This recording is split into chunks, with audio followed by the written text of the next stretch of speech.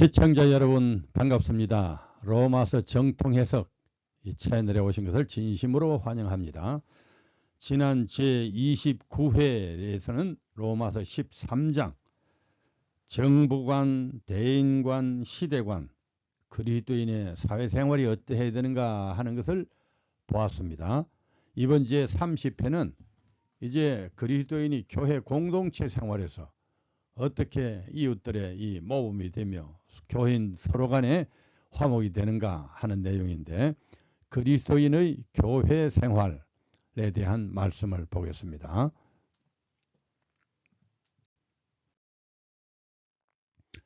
로마서 종반본데요. 내용 요약이 여기 나옵니다.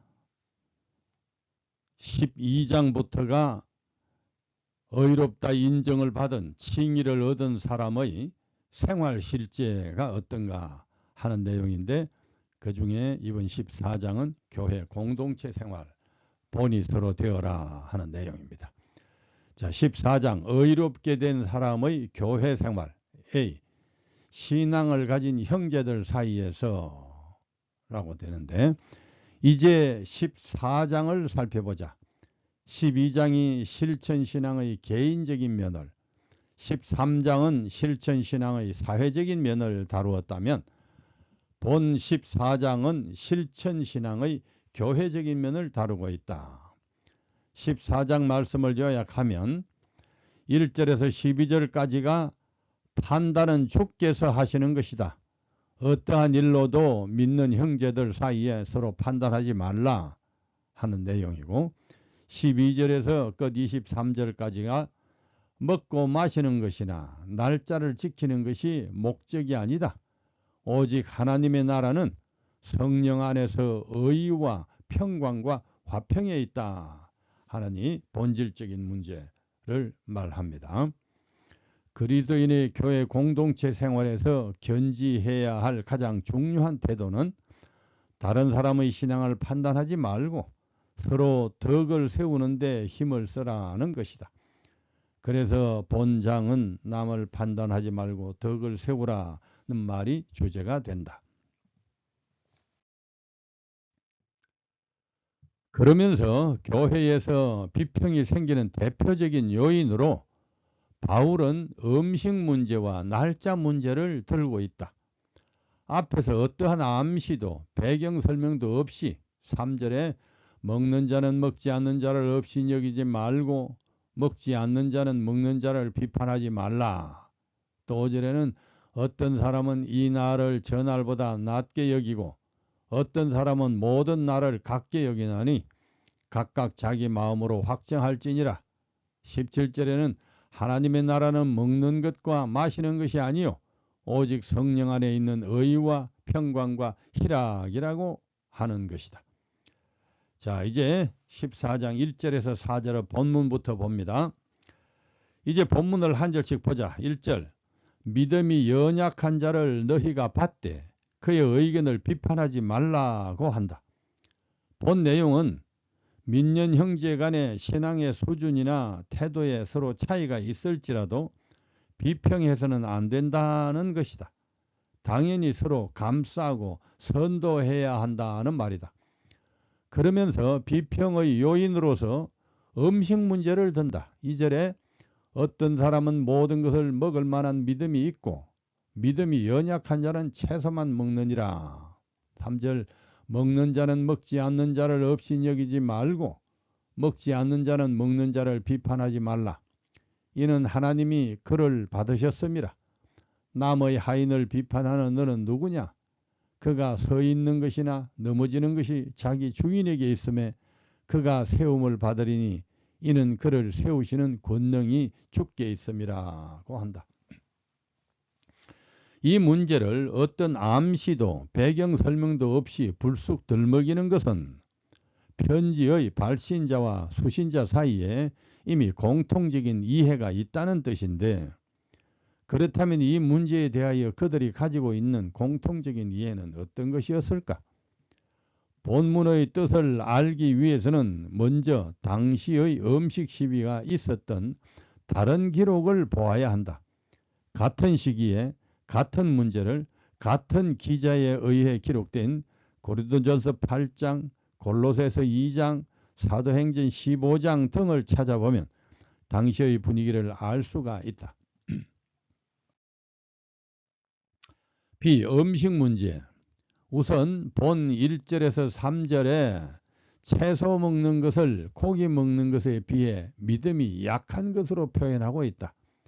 그러면서도 바울은 21절에 가면 고기도 먹지 아니하고 포도주도 마시지 아니하고 무엇이든지 내 형제로 그리끼게 하는 일을 아니함이 아름다우니라고 결론을 짓는다. 이것을 보면 당시의 교인들 사이에서 고기 먹는 것이 상당히 그리끼는 일로 통하고 있었던 모양이다. 고린도 교인들에게도 그러므로 만일 음식이 내 형제를 실족케 한다면 나는 영원히 고기를 먹지 아니하여 내 형제를 실족하지 않게 하리라고 했다. 이 말씀은 고기 먹는 문제가 교리에 어긋나는 문제는 아닐지라도 그리끼게 생각하는 형제들을 위하여 자제하는 것이 좋다는 의미가 된다. 기독교인에게 고기 먹는데 무슨 문제가 있었던 것일까? 왜 상당한 교인들이 그리끼게 생각하고 실족할 수도 있다고 하는 것일까? 이것을 알기 위해 초기 교회의 총회 결이라고 할 수 있는 사도행전 15장을 살펴보는 것이 필요하다. 바울과 바나바가 안디옥 교회에서 전도를 하고 있을 때 유대로부터 온 그리스도인들이 할례의 필요성을 강조하므로 이방인 그리스도인들 사이에 적지 않은 변론이 일어났다. 이래서 이들이 대표자를 예루살렘에 있는 사도들에게 보내 올바른 지도를 요청하게 되었다. 이것 때문에 예루살렘의 제자들이 모여 진지한 회의를 했는데 이것이 기독교 역사에서 최초로 열린 총회가 되었다. 이때 예수님의 교훈과 성령의 나타나심을 기준으로 한 기독교 신앙의 기본 강령을 정하였다. 그것은 성령과 우리는 이 요긴한 것들 외에는 아무 짐도 너희에게 지우지 아니하는 것이 옳은 줄을 알았노니 우상의 제물과 피와 목매어 죽인 것과 음행을 멀리할지니라. 이에 스스로 삼가면 잘되리라는 것이었다. 이것이 초기 교회의 여러 시비를 잠재우고 복음이 세계로 퍼져가게 하는 아주 회의였다. 이 말씀들의 문맥들을 살펴보면 우상의 제물은 앞 20절에서 우상의 더러운 것을 받아 동의어로 사용한 말이고 고린도전서 8장 13절에는 그 앞 1절의 우상의 제물을 고기라는 말로 대체하고 받고 있다. 이것은 당시에 우상의 제물과 우상의 더러운 것과 고기를 비슷한 의미로 혼용해서 썼다는 것을 나타낸다. 이것은 당시 그리스도인들의 세계에서 먹을 수 있는 시중의 고기가 대부분 우상의 제물에서 나온 것들이고 또 영적으로나 위생적으로 상당히 더러웠다는 것을 나타낸다. 이런 현상은 지금도 중건동 지역에서 볼 수 있는 현상이다. 그래서 초기 교회에서는 우상의 제물을 안 먹는다는 말이 고기를 안 먹는다는 의미로 쓰일 정도였는데 예루살렘 결의는 피와 목매어 죽인 것과 음행 정도만 멀리하면 된다고 했다. 그런데 이 최소한의 요긴한 규정이 고린도와 로마로 전파되면서 다시 문자에 얽매인 율법주의적인 준수 시비에 휩싸였던 것 같다. 고린도전서 8장이 그것을 강력하게 시사하는데 그 요긴한 규정이 정해지게 된 신앙적 문화적 배경에 대해 이해가 없이 그것까지도 율법적 개념으로만 인식하는 경향이 있어서 바울이 그것을 고쳐주려고 양심과 믿음의 오묘한 관계를 설명하느라 애쓰는 모습이 잘 나타난다. 사도행전 15장의 그 요긴한 규정을 통해 우상의 제물에 대하여는 우리가 다 지식이 있는 줄을 아나 지식은 교만하게 하며 사랑은 덕을 세우나니 고전 8장 1절에 음식은 우리를 하나님 앞에 내세우지 못하나니 우리가 먹지 않는다고 해서 더 못 사는 것도 아니고 먹는다고 해서 더 잘 사는 것도 아니라 그런 정도의 자유가 믿음이 약한 자들에게 걸려 넘어지게 하는 것이 되지 않도록 조심하라. 고전 8장 8, 9절. 그러나 이 지식은 모든 사람에게 있는 것은 아니므로 어떤 이들은 지금까지 우상에 대한 습관이 있어 우상의 재물을 알고 먹는 거로 그들의 양심이 약하여지고 더러워졌느니라. 고전 8장 7절. 이런 것들을 교훈하고 있다. 자, 이제 14장 7절에서 23절을 본문을 봅니다.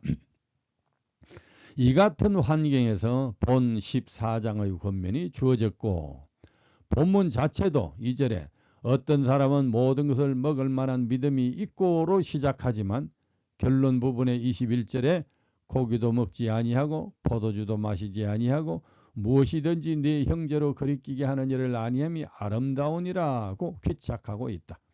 그래서 모든 것을 먹을 만한 믿음이라는 말이나 무엇이든지 스스로 속된 것이 없으되 다만 속되게 여기는 그 사람에게는 속되니라는 14절의 이 말이 아무 고기든지 정하다고 생각하고 먹으면 문제가 없다는 그런 뜻은 아니다라는 것이다.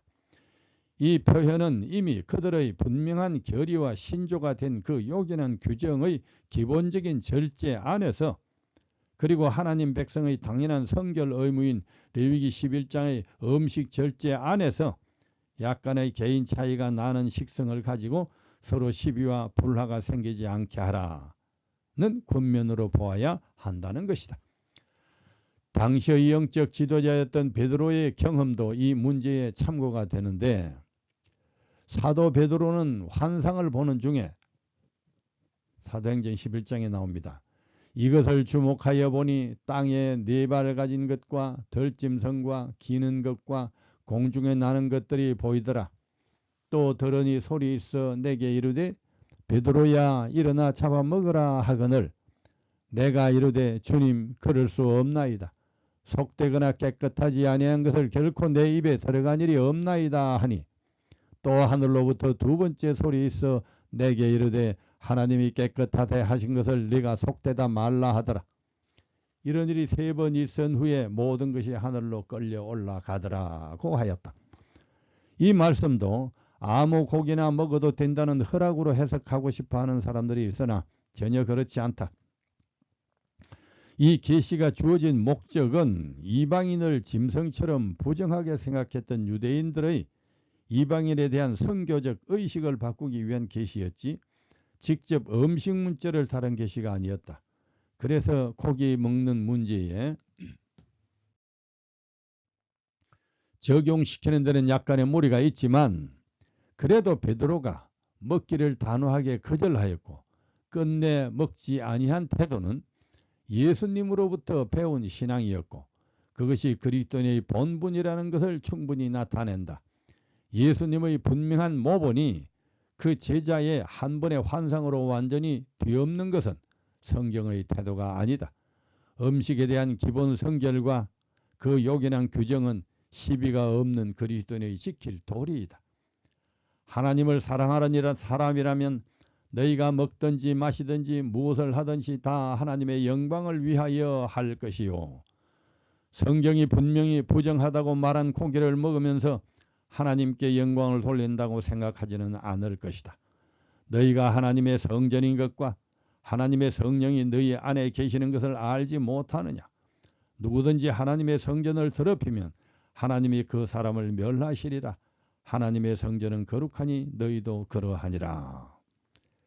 그래서 14절에 무엇이든지 스스로 속된 것이 없으되 다만 속되게 여기는 그 사람에게는 속된이라는 말과 20절에 만물이 다 깨끗하되 그리낌으로 먹는 사람에게는 악한이라는 말씀은 1번에 마음에 그리끼면서 먹는 경우와 믿음이 강하다고 고기를 자유로이 먹음으로 믿음이 약한 자를 그리끼게 하는 두 경우 모두 음식 자체는 기본 규정에 비추어 부정한 것이 아닐지라도 그 정신 때문에 악한 것이 될 수 있다 하는 말씀이다.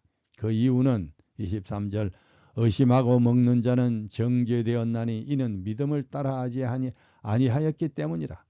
믿음을 따라하지 아니한 것은 다 죄니라에 속한다. 하여튼 말씀의 배경과 문맥을 감안하지 않고 몇 곳 액면만 잘라서 모든 고기를 먹여도 된다는 식으로 적용시키면 도리어 성경 전체의 성결 교리와는 반대로 나가게 된다. 음식 절제는 하나님의 거룩한 자녀에게 필수적이다. 다만 율법과 성결 교리 안에서라도 개인적인 차이나 견해를 서로 비평하지 말고 화목하고 협력하라는 말이다. 이러한 신앙 원리를 로마서 7장에서 자세히 설명했었는데 의와 불의, 선과 악, 율법과 믿음 등이 법률적 객관적으로 규정되는 문제이지만 아무리 분명한 규정이라도 각자의 환경에서 실천할 때에는 성령과 이웃과 양심에 따라 차이가 나는 영역이 있음을 알라. 말하자면 유도리가 있어야 한다는 말씀이다. 법률적으로 당연한 일이라도 마음속에서 속되다고 여기면서 그대로 행하는 것이나 다른 사람이 거리낄 것을 알면서 먹는 것은 자기 속의 성령을 근심시키는 악한 일이 되는 것이다. 날짜 문제 14장 5, 6절을 봅니다. 이제 날짜 문제를 언급한다. 5절에 어떤 사람은 이 날을 저 날보다 낮게 여기고 어떤 사람은 모든 날을 같게 여기나니 각각 자기 마음으로 확정할지니라. 나를 중히 여기는 자도 주를 위하여 중히 여기고 라고 했다. 여기서도 이 날을 저 날보다 낮게 여긴다가 어느 날과 어느 날을 말하는지 앞에 아무런 암시가 없다. 그리고 그 후에도 아무런 부언 설명이 없다. 그래서 이 말씀의 배경과 의미도 다른 유관 말씀들에서 찾아보아야 한다.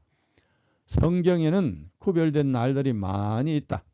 첫째가 창조 때 제정되었고 십계명에 명시된 일곱째 날 안식일이 있다.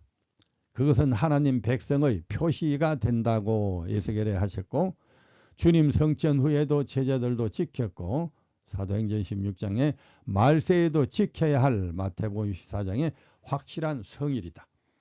그 다음은 유월절, 장막절, 대속제일, 오순절, 불임절, 수전절, 월삭 등이 성경에 언급되어 있다. 이런 날들이 하나님의 백성들이 지켰던 날들이다.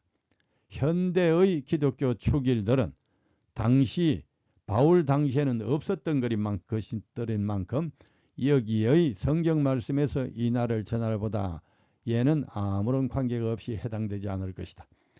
그런데 이 모든 날들을 각각 자기 마음으로 확정하는 대로 바꿀 수 있다는 뜻으로 본 5절을 이해한다면 말세 때까지 강조되어 있는 안식일까지도 이 한마디로 뒤집는 꼴이 된다. 그리고 교회들에서 강조하는 모든 성일과 축일들도 의미를 상실해버린다. 이런 것은 성경의 태도가 아니다. 성경은 어느 한마디도 모순되거나 폐기되어서는 안 되는 하나님의 말씀이다. 성경 기록의 배경과 의도를 제대로 깨달아서 각 구절들이 서로 조화되게 이해해야 한다. 성경에서 지키라고 한 날짜에는 두 종류가 있다. 하나님의 절대 불변의 권위를 나타내는 기념일이 있고 그리스도의 구속의 의미를 가르치기 위한 제사와 축일에 연관된 기념일이 있다. 절대적 가치를 가진 날과 상대적 가치를 가진 날이 있다는 말이다. 안식일은 창조주로서의 하나님의 절대적인 권위가 들어있는 기념일이고 다른 날들은 그리스도의 속죄 사업을 이해시키기 위해 만든 상징적인 날이다. 이런 상징적인 예표의 날들은 실체가 되시는 그리스도께서 십자가에서 그 상징을 성취하심으로 지킬 의무도 사라졌다. 여기 골로새, 에베소, 갈라디아서에 있는 언급된 날입니다. 심지어 안식일도 창조의 기념일 안식일과 축일의 제사를 위해 쉬게 하는 안식일이 있는데 장막절기를 위한 7월 1일 매년 똑같은 날인데 7월 1일과 10일의 안식일이 그러한 날이다. 레위기 13장. 주일 주기와 상관없는 10일 간격의 이 축일의 안식일은 창조의 기념일인 제7일 안식일과 구별하여 절기 안식일이라고도 하는데, 그러므로 먹고 마시는 것과 절기나 초하루나 안식일을 이유로 누구든지 너희를 비판하지 못하게 하라 하는 골로새서 2장 16절의 말은 이런 절기에 속하는 날들을 말하는 것이다. 이렇게 하여 성경의 모든 말씀은 서로 모순되지 않고 조화 보완되게 되어 있다. 바울 당시에 특히 음식과 날짜 문제 때문에 시비들이 있었는데, 바울은 여기서 본질적인 정리를 하고 있다. 상대적 가치의 날들이라면 율법적 판단보다는 화목과 성결 정신이 교회 공동체 생활의 더 중요한 의의가 된다라는 사실을 본장에서 강조하고 있는 것이다. 자, 14장은 이렇게 마칩니다. 제30회는 여기까지 합니다. 제31회는 로마서의 마무리 권면이 되는 15장을 살펴보겠습니다. 감사합니다.